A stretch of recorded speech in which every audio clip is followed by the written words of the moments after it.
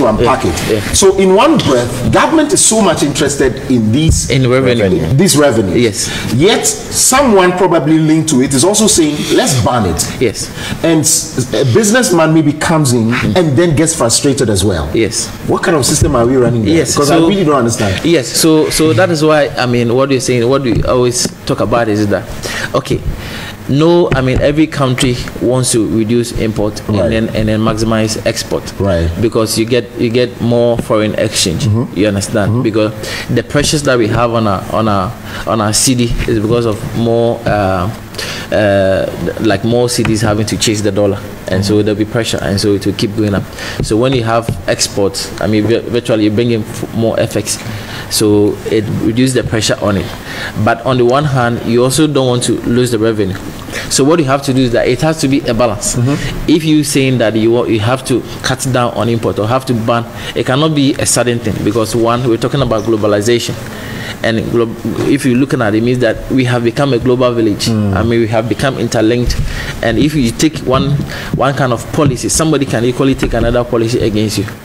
And now, you know, now we're saying that even, I think now we're saying even government, Ghana is saying we should not export our grains, because obviously, I mean, on the international food market, there's crisis. I see. So we want to curtail it. So if somebody should ban, then what are you talking about? I don't know how many minutes we have to end this, but 0302908607, you can call us. Let's pick some calls and see what people have been saying.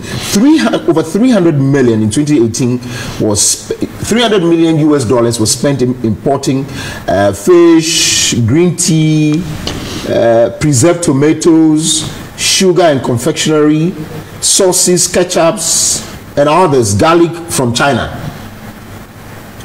Over 200 million US dollars was spent in importing. That's according to the tweet. And nobody, I'm not too sure the Agri Ministry has come to debunk this, so I'm still going by. This is a tweet from the Russian embassy when they were debunking claims that, I mean, the incessant claims of Ghana saying that the Russia and Ukraine war had crippled the. So I'm just running you through how much it is that we ourselves spent in importing, not him and not him, government, or if you like, in all of them, but largely it has to do with, if you like, how much that's being allowed into the country. When you go to Netherlands, 200 million US dollars worth of things. Poultry is there. I see poultry with United States of America as well, close to 92 million US dollars. No, a lot of them. So all of these people are. Stephen is on the line. Let's pick this call and come back to studio. Hi, Stephen. Hello, Stephen. Yeah, good morning. Good morning. Please be snappy about it here. Hello. Yes, you're on air. Quickly, let's go. All right, sure. Yeah. Right. So I would like to contribute to the topic discussed this morning. Yeah, it is important, right? Just like how the former speaker said, that these frozen foods and other agricultural products are banned in the country. But are we really ready for it? It is good that we ban them. Yes, everybody will love their economy to grow domestically. But is the country really ready for this? If it is banned today, look at the number of tons, over 400,000 tons of frozen food are bought outside the country yearly. The country is producing around 57,000. Look at the difference. Yeah. Okay, so at times when we are choosing topics and we want people to speak to the topic, we should look at the people who have the capacity to do justice to the cause. I mean, yes, it is not anybody that we can call. It is important. Everybody will be happy to see the country producing its own products. Everything we need in the country, we need it to be produced in the country. Yes, we are ready. But our leaders have not been truthful to us all these years. Okay. Right? Somebody who wants to establish in the country is facing a lot of problems to establish himself or herself in the country to produce all the products we need. But what should we do?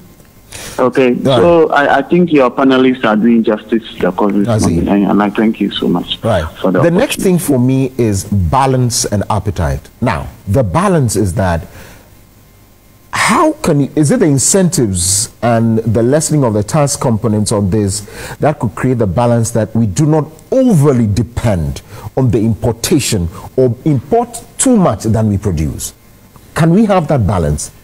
Okay, thank you very much. I think I would want to deal with the balance and the choices together, if you would allow me. Okay, since you've got, I would treat balance and then, because somewhere between balance and choice. Yeah. So I want us to treat it differently. Okay. So we'll take a break soon. So start off with the balance here. Okay. So I think that obviously, if you give incentives, it would create some balance for the local industries to be able to come up. Because, like I said, if you're doing just about 57,000 metric tons or even 58,000 metric tons, and you need 400,000 metric tons, you need to do something to push that number up. So let's say if the local industry is able to do somewhere around 150, 200 metric tons, obviously it brings down the volumes that we're importing.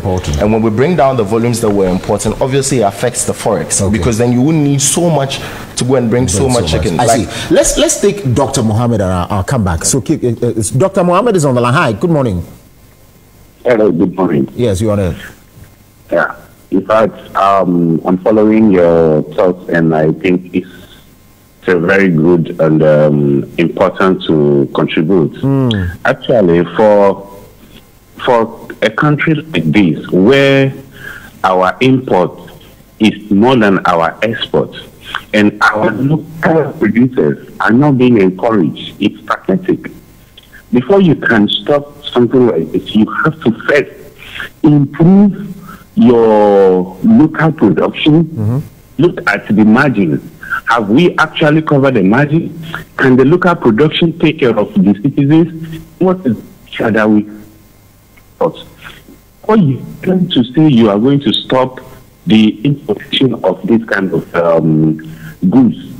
If you stop it, ultimately you are going to create road. You are going to create road for people that are going to smuggle things in, and they will start smuggling the bad ones, the ones that are not good, and this will cause a big problem into the country. So I think I go with what the speaker said. The other guys,